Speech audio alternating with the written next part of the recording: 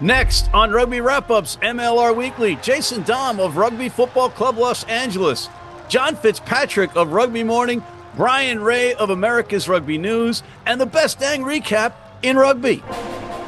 Rugby Wrap-Up's MLR Weekly brought to you by Sheehy Auto Stores. It's easy at Sheehy. The Pig and Whistle, New York City, the world's best rugby pub. And Lean and Limber, stretching your way to a healthier lifestyle. There is a massive responsibility on the 23 that are privileged enough to step out on that field today.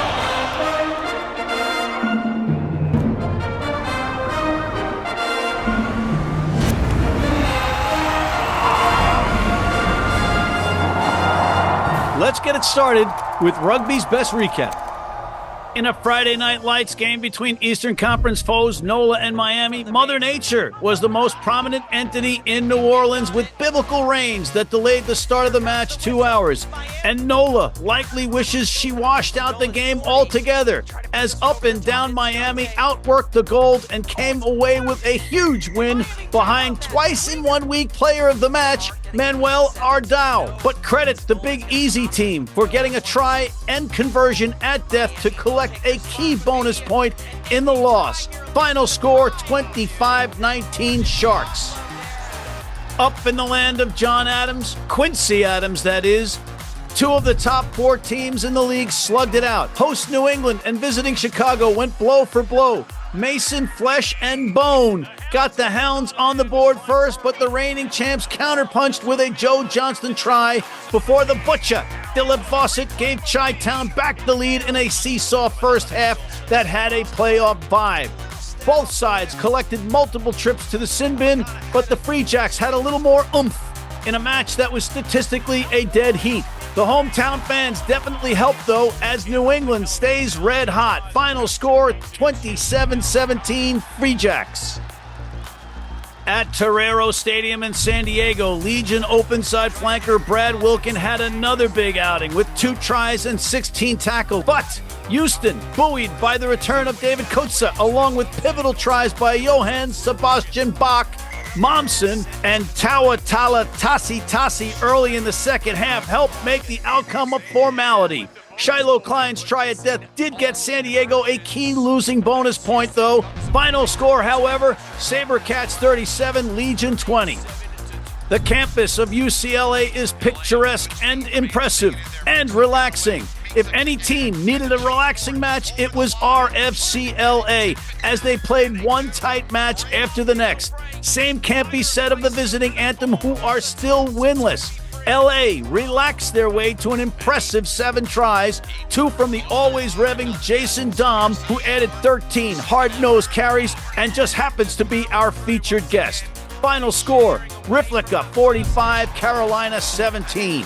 Playing in the mountains of Utah is never easy, and it's more difficult with the Warriors having the season they're having. With that, struggling Seattle, with their season on the line and without star number 9 J.P. Smith, were sure to fall to the rampaging Warriors.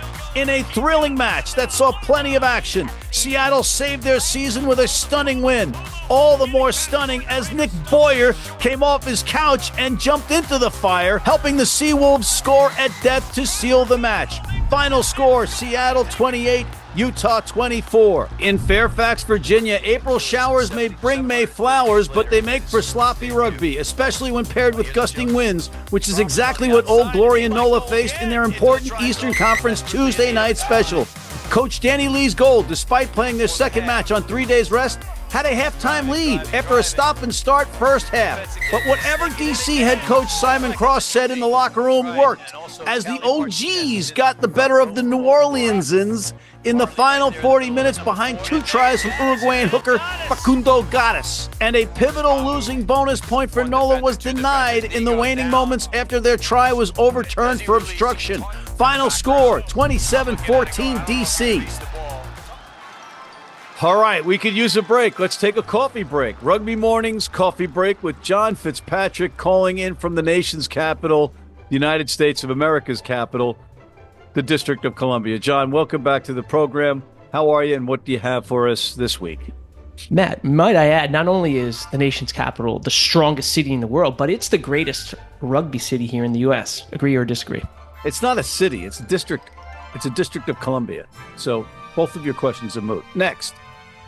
You need to look up the definition of the word city because, of course, it's a city. But, Matt, last week, you poo-pooed the idea about Super Rugby being interested in having a U.S.-based team play in that competition. You're like, it'll never happen.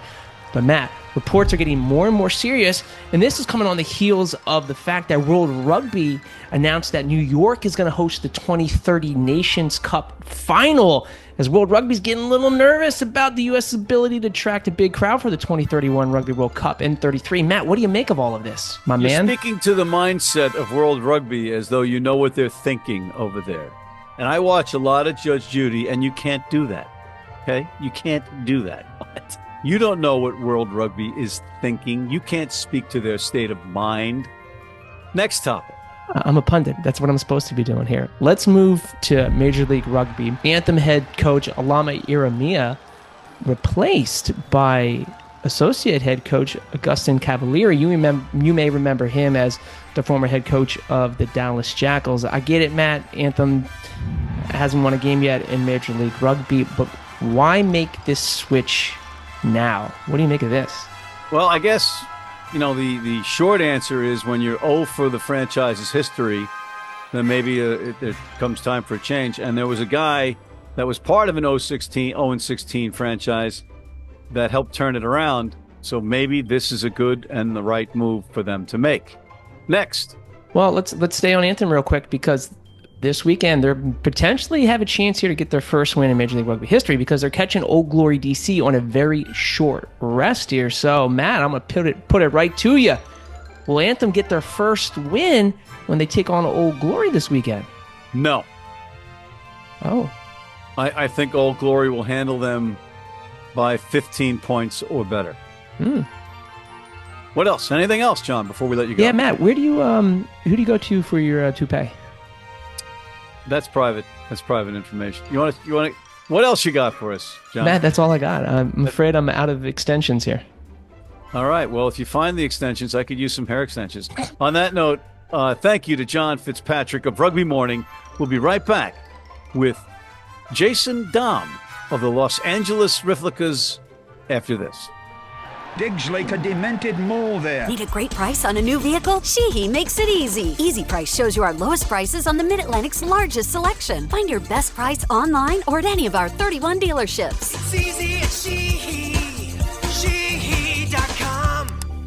If you're in New York City and want to watch some great rugby, have some great food, and some great times, go to the world's best rugby pub, the Pig and Whistle on West 36th Street. How you doing? I'm Jim Hamilton. I'm at the Pig and Whistle. I'm at the famous Pig and Whistle. Look, I've got my rucksack on. I'm a well-known man around the world as one of the best rugby players to have ever played the game. No, I'm not. It's a lie. But we've got Paul O'Connell's montage on the wall. I've heard a lot about this place, and I'm here. Make sure, though, that you come here, but you also tune in to Rugby Wrap-Up.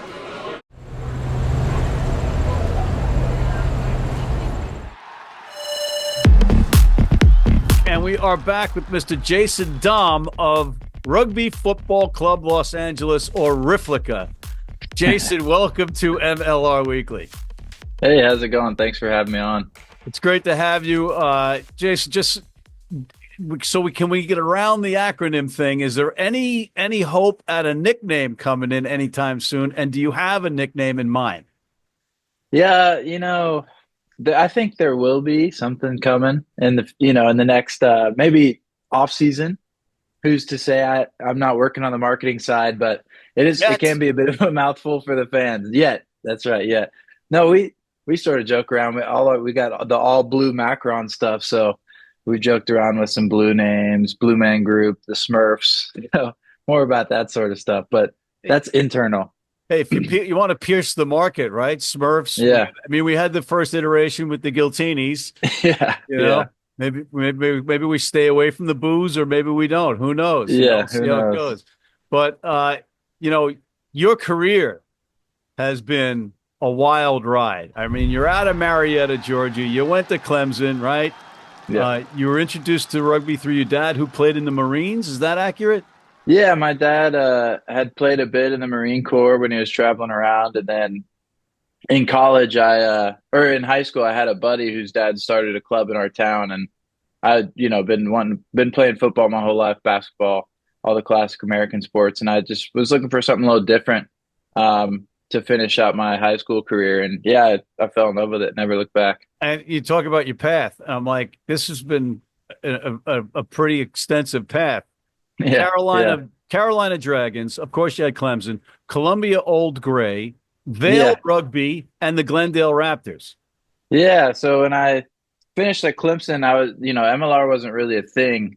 I'm that old for some of these young guys. But I went and was just teaching high school and just outside of Columbia, South Carolina. So I played for the Old Gray, which is like I think their D2 men's club there. And then my old Clemson coach used to work at Glendale coaching the women's team. And he was, him and Dan Payne, who, USA Rugby fans will know that name, were coaching Vail Rugby. And they were like, come up for the summer and, have some fun and see what happens. And why not? I had why not? I mean, it worked out well that I was teaching because then I get my summers off. Went up to Vail, had a blast. And then from there, got a look down to Glendale. And yeah, the rest is history. Yeah. So, well, there was a curveball thrown because you were with Rugby ATL, right? Yep. And the Rattlers, right? Yeah. And, perfect. You're from Marietta, Georgia. You're playing in Atlanta for the professional team.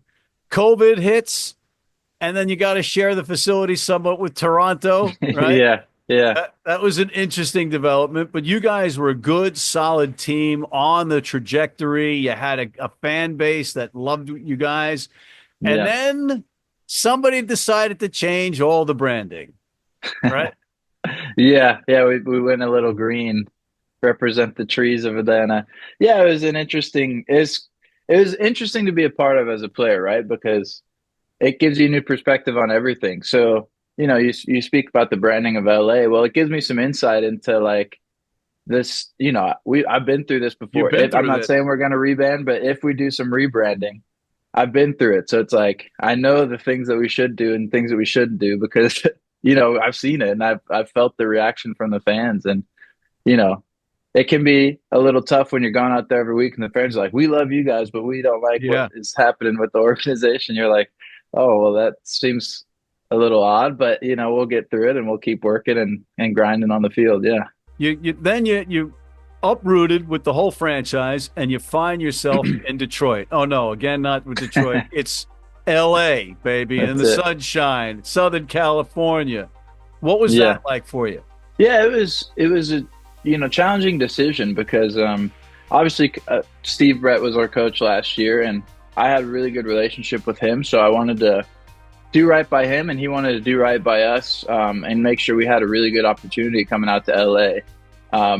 But on the other hand, like I have a wife that I have to think of and she loved her job in Atlanta and, we're both from the Southeast. So it's like, is it going to be too much of a change? Like she's had to sacrifice a lot for my job already. And, is this going to be like, I don't want to put her in a position she doesn't want to be in. So wait a minute. Sacrifice. You're a professional athlete making millions and millions of dollars. That's right. Yeah. Playing rugby. Yeah. Millions and millions of, rand maybe. Yes. I don't know. Not American US dollar. I didn't say US dollars. Yeah. No. So it's like, it was a tough choice, but, we sort of talked it out and my mom went to Cal State Long Beach. My granny and auntie lived in Long Beach for a long time. Now they live down in San Clemente. My sister is in San Diego. Her sister's up in the Bay Area. So it's like, it didn't feel, we were moving from Atlanta, which has felt like home, to a place that we think could feel like home. Cause we're still within 2 hours of a lot of family, short drive or flight, I mean, obviously a lot of family back on the East Coast, but it doesn't feel like you're going out isolated. And also we came out with a lot of good friends across, like, Matt Heaton and Will Leonard and Lucas, all these people we know from Atlanta. So it didn't feel as intimidating as a cross-country trip maybe should have. Let's talk about the team now. This has been a ride and a half for your team. I mean, and by the way, I picked you guys as one of the top teams before the season started. And last year, I had Dan Hollinshead as my number one pick for the fantasy Rutgers draft, and everybody made fun of me. I'm like, the guy's a good player. Yeah, he's a great player. Everything that could have possibly gone wrong for you guys last year went wrong, right? Everybody was injured. I think you had a couple of ushers playing in the back line for you from the stands, right? Definitely. I mean, it was to that point where you guys were, it was almost comical, but not funny. But this year, you guys, you have your pieces for the most part intact, and you can beat anybody on any given night. You've come so close in some of these matches, but now you're right there, and you're in a position to control your own destiny. What's it like for you guys right now? Yeah, I think it's a really interesting time, right? Because like you said, we're slow to start, then we went on that 4-game run, and then we drop 3, draw 1. Now we get this win. So the confidence was high after the 4 wins, obviously. And then it sort of starts to waver where you're like, we're losing these games that were so close. But I think the message has been like, we need to take confidence from that, because we've been in a position like Seattle. We were in a position to win the game. The kick didn't go over the post. That's fine. San Diego, we were in a position to draw and then potentially win after, withdraw with 3 or 4 minutes left on the clock to drive down and score, but we missed the kick. Not saying those are the problems, but that's just the reality of the situation. And then, New England, we were within 2 points. So we're having these close losses. And it was sort of challenging, right? Because we know we have the talent, we know we have the potential, but it's finding the reasons that we're not getting the W and we're on the losing side of things. And it's those little details, and it is still a very new group together, and still figuring each other out. Had a lot of pieces moving around in terms of some injuries, in the front row and things like that. Guys having to come in, learn, and step up. But I think we have good momentum now. Like, we needed that win this weekend against Anthem and made a bit of a statement. It was a little slow start for us, but and then Seattle did you a favor beating Utah in the last play of the game, right? I mean, if you look at the West, it's all so tight, right? Like, it's so competitive. I think, if we're within 4 points of Chicago, who's second in the East, and we're 4th in the West, it's so tight in those Western groups. And it's a really great opportunity for us, because it means you can't take a week off. You have to be switched on, which can be really great for keeping that momentum, and especially with the Storm Week stuff going on. I mean, you got to have you got to maintain, take care of the players. Exactly. Right. Yeah, and I think that was a challenge for us, right? We wanted to come out of that Storm Week with at least 1 win, and we came out with a draw and 2 close losses to 3 really solid teams: New England, San Diego, and Seattle. Rough draw. Yeah, a tough run there, but I think we have some confidence up. I always said, chins up, chest up. I think the fellas are starting to believe it again, and really feel like multiple chins when you say that. I got. That's why I have get the beard, out man. of here. You have I had the extra one here. Talking about. Yeah. So I think we're in a really positive position here to make a strong push into the playoffs. All right. Well, look, before I let you go, I got to ask you, what does 550 mean to you? 550. Mm-hmm. 550. Number 550. Cue the game show music, Johnny. 550. Mm-hmm. I mean, I don't know. This is for the new car. 550. 550. Oh, you're going to hate yourself. You are going to hate yourself. Oh, no. And the new car and $1 million tax-free. Whoa, that's okay. Let me think a little harder now. Oh, sorry. We're out of time. Oh, no. Oh, it's your Eagles number. Oh, duh. How do you not know? You just lost a new car and $1 million. Trying to do some math. Oh, yeah, and that's what I loved about it. It's so easy to remember. There you go. 550. Yeah. That is a cool number. All yeah. Right. And you had your chance and you blew it. I blew it. I absolutely blew it. All right. Well, you didn't blow this interview. You were actually spectacular in this interview. So I thank you, sir. Yeah. Thank you so much for having me on. Always appreciate you. Likewise. And you're fun to watch. And say hello to all the guys for us. And on that note, we have to take a break. So we'll be right back with Mr. Brian Ray of America's Rugby News after this. And now for the Major League Rugby Play of the Week, brought to you by the Rugby Network. The struggling Seattle Seawolves had two choices going into Utah: lose by a lot of points or lose by a few. At least that's the way the bookies saw it. But they didn't know that Thor, in the form of Nick Boyer, would come off his couch and guide the Seawolves to the most improbable of season-saving wins. Boyer punctuated his triumphant MLR return as he played a key role in the pivotal final moments as Seattle scored and stunned the Warriors at death. And that is your Major League Rugby Play of the Week, brought to you by the Rugby Network. I wouldn't like to be at the bottom of that.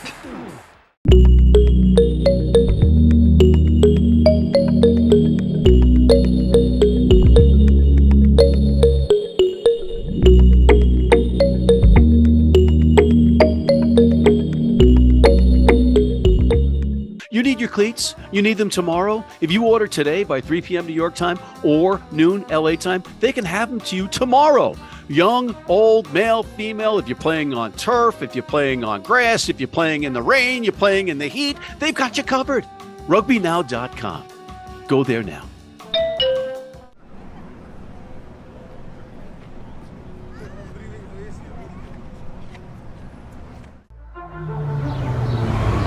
Here's your TRO, the Rugby Odds MLR picks of the week via WWE Hall of Famer turned rugby advocate John Bradshaw Layfield, legendary USA Olympic Sevens coach Mike Friday, and King Gifte Belu, inventor of words. I'm back with Jed and his boys. I think New England go away and do a job at Miami, and they'll cover that 7 easy.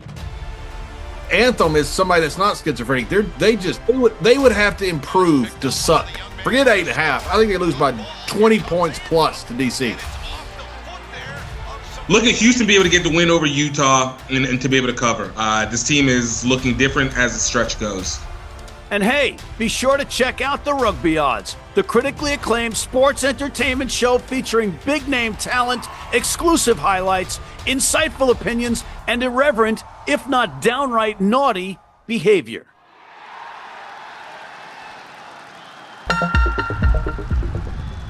And we are back with Mr. Brian Ray of America's Rugby News / Ray's Rugby. Brian, welcome. You're calling in once again from Nova Scotia, Halifax. Is that right? Yeah, somewhere up here in the Great White North. Just kind of look up, and that's where I am. All right, but you also had a power outage earlier in the week that precluded you from watching some of the rugby matches, but I think you're all caught up. All caught up after a bit of a binge session, so we're ready to go, Matt. Ready to go. All right. Anything on the top of your mind about the Storm week of action? Well, I guess first off, I just hope for the best for Emmanuel Albert, who's carted off that game against San Diego. Man, he was having a really great season, so I certainly hope that it's not too serious. You'd never like to see anything like that. A couple other injuries over the weekend too. David Kutzer and Brooke Tuamalatai in that game alone, but those head injuries are never fun to see. So hope for the best for him. Yes, well said. Well said. Anything else before I start nailing you for picks? I think my predictions from last week actually kind of came through this time, so that was a nice change. All right, let's test your clairvoyance. These picks are from the Rugby Odds, the TRO staff. Miami hosting New England. New England road favorites by 7. Yeah, I think Miami going to NOLA and winning in the manner that they did. I mean, they really kind of controlled the game after kind of some opening mess ups. But New England, they're just the team to beat right now, and they want to pull away. They want to guarantee their home advantage throughout that playoff. So I'm going to have to go with the Free Jacks. I like that spread. Okay, and the next one up is Houston at home, but Utah are 3-point favorites, and I bet these odds were constructed before Utah lost to Seattle. Yeah, what do you think now? Oh, geez. But at the same time, Davey Kutzer, he's come back, and then he's immediately, looks like maybe that hamstring wasn't quite ready. So, is he going to be playing in this one? This is such a tough game to call. This one, does this decide who wins the Western Conference? We don't know because, can't count San Diego out of that either. And who knows what LA is going to do? And who knows what Seattle's going to do? So, man, I got to go with Houston in this one. I'm wearing their hat. I think they've got good depth. A couple of crazy tricks coming out of the bag late. Drake Davis, who predicted he would be coming in and make an impact this stage of the season? Or Nick Boyer. Nick Boyer, fair enough. Boyer off the couch. Yeah, to the thick of it. Yeah, it's been crazy. So I'm gonna go with Houston. I think it's gonna be a really tight game, but I like Houston. And then Seattle. Here's another one: Seattle versus San Diego. San Diego road favorites by 3, and it's tough to figure San Diego. Yeah, this is tough to figure. San Diego. They just don't. This word confidence keeps coming up for San Diego. On paper, they look a better team than the one that's taking the field. It's hard to figure out. Hopefully they can sort it out. I think part of this issue is that they need to get a bit of spark out of that midfield, but it changes who's there every week. We've seen Lutz, Lopetti, Malawia's been there, Grayson's been there, Brahi's been there. There's been no consistency there, so I think that's hurt them. I don't know what Menenti's looking at for the rest of the season, but they've got to sort that out. This is a tough game. All of a sudden, I would have said San Diego convincingly, but now I'm not so convinced with Nick Boyer in Seattle. Geez. You know what? Let's go with Seattle in this one. Why not? Let's. And J.P. Smith is not out long term, by the way. Right, yeah, so whether he goes back or not, we'll go Seattle. A revitalized Seawolves in this one. The Boyer effect. Sure, the Boyer effect will take them in another exciting game, I think. And then your anthem hosting DC. DC on short rest after that Tuesday night match. DC, though, road favorites -8.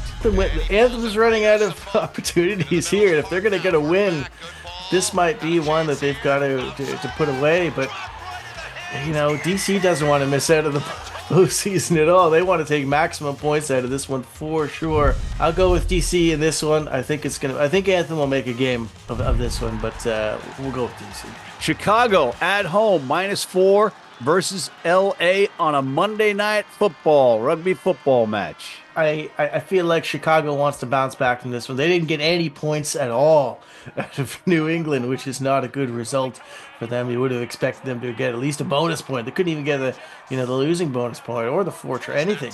So they'll want to turn that around, I think. And even though LA had a bit of a kind of pulled away easily against Anthem, I think Chicago will pull up their socks a little bit and take this one as seriously as they can. So I expect Chicago to win this one, and I think reasonably convincingly so. There you have it, ladies and gentlemen. Brian, unfortunately, we're out of time, so I want to thank Mr. Brian Ray of America's Rugby News / Ray's Rugby, John Fitzpatrick of Rugby Morning, Jason Damm of Rugby Football Club Los Angeles, that's a mouthful, and thank you for tuning in. Please check out the critically acclaimed and fun The Rugby Odds. Hit that subscribe button on YouTube, sign up for our weekly newsletter, and please join our American Red Cross blood donor team.